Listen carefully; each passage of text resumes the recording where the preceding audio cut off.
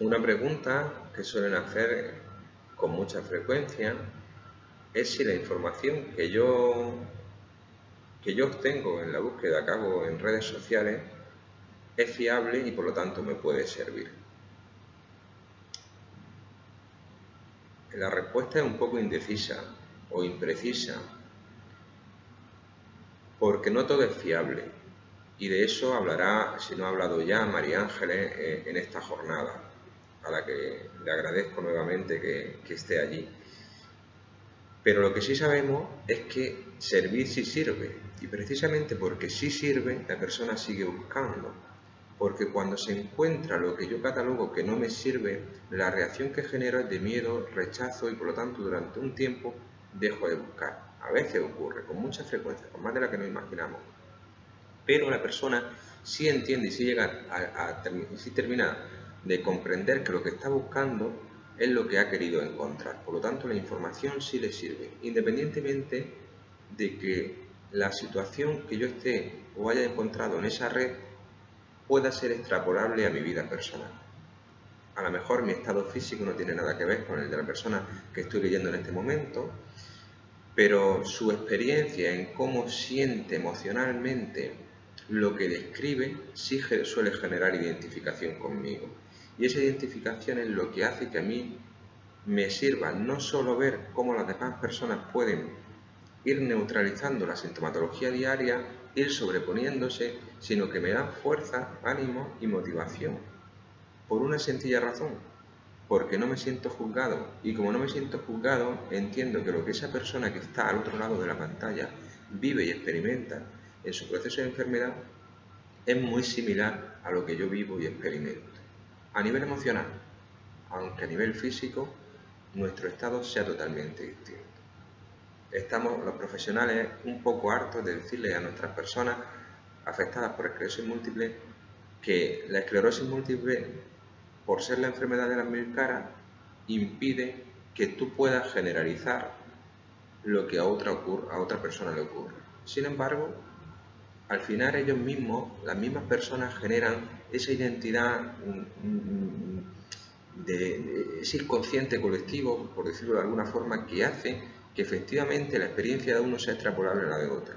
Por lo tanto, quizás, y voy a meter un poco el dedo en la llaga, los profesionales tengamos que ser un poco más flexibles, abrir, advertir de que tu estado es tuyo y te pertenece a ti y no es de nadie más. Hay una frase que yo suelo decir y que sienta muy mal al principio a las personas con las que trabajo, que es que tu esclerosis es tuya y de nadie más, pero no tu experiencia de vida.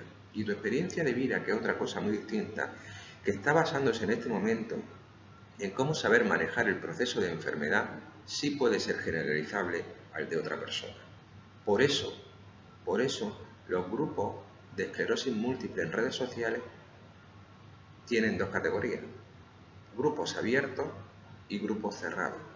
Grupos abiertos, personas que han identificado su proceso de enfermedad perfectamente, que no tienen ningún reparo a sentirse como una persona afectada de esclerosis múltiple y por lo tanto socialmente hacen pública su enfermedad.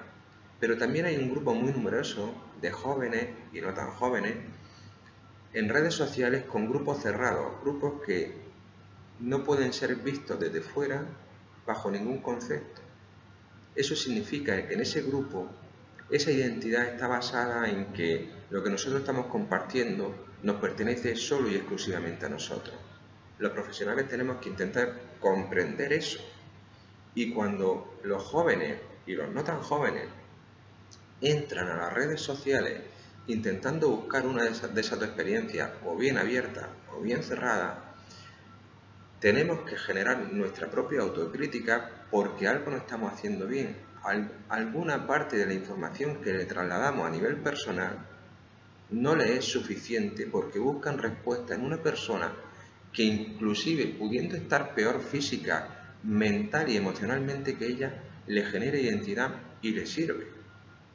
Por lo tanto, sería bueno saber cómo los profesionales podemos adaptarnos mejor a las circunstancias y a las necesidades reales de la persona que tenemos delante, que se convertirá en nuestro paciente si él quiere ser paciente con nosotros, que ese es un juego de palabras que yo suelo usar mucho con ellos, pero que tenemos que tener la capacidad de generar respuestas a todo tipo de incertidumbre. ¿Me puedo fiar de todo lo que hay en las redes sociales? No, desde luego que no. ¿Me puede ser útil todo lo que encuentro en las redes sociales? Depende de cómo de útil quieres que te sea y de para qué.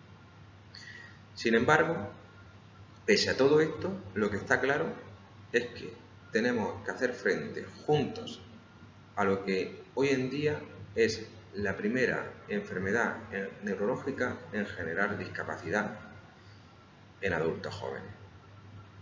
Y como el adulto y el joven hoy en día están tecnosocializados, es decir, manejan su sociabilidad a través de la tecnología, los profesionales que nos dedicamos a esto tenemos que incorporar esa tecnología para dar respuesta a nuestros jóvenes y también a los que no son tan jóvenes, como vengo diciendo.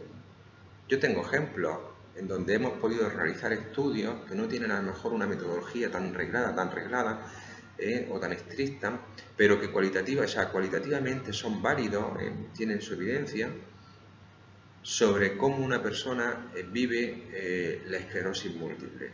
Y los datos que hemos tenido a través de las redes sociales son totalmente extrapolables a los datos que se pueden obtener a nivel presencial. Ese es el siguiente paso que estamos haciendo, comparar lo que estamos teniendo a nivel presencial con lo que estamos teniendo en redes sociales. Por lo tanto, y para concluir este bloque, la información que la persona que esté afectada por esclerosis múltiple encuentra en redes sociales, aun no siendo una fuente fiable, terminará siéndole una fuente de utilidad, solamente porque va a generar identidad en base a un componente emocional, aunque no sea físico. A lo mejor esa persona está más deteriorada que yo físicamente, incluso mental o emocionalmente, pero lo que dice es lo que yo siento. Y eso sí me sirve, porque mi psicólogo no ha sido capaz de comprender realmente lo que o mi médico, o mi enfermero, o mi fisioterapeuta, o mi terapeuta ocupacional, es decir, el profesional con el que tiene relación la persona que está afectada.